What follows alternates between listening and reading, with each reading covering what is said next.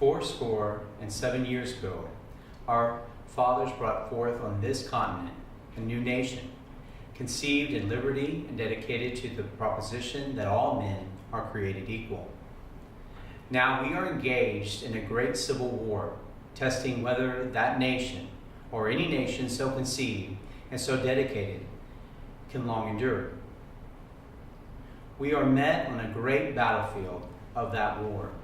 We have come to dedicate a portion of that field as a final resting place for those who have been here or who have given their lives that nation might live. It is altogether fitting and proper that we should do this. But in a larger sense, we cannot dedicate, we cannot consecrate, we cannot hallow this ground. The brave men, living and dead, who struggle here, have consecrated it, far above our poor power to add or detract. The world will little note, nor long remember what we say here, but it can never forget what they did here. It is for us, the living, rather, to be dedicated here to the unfinished work which they who fought here have thus far so nobly advanced.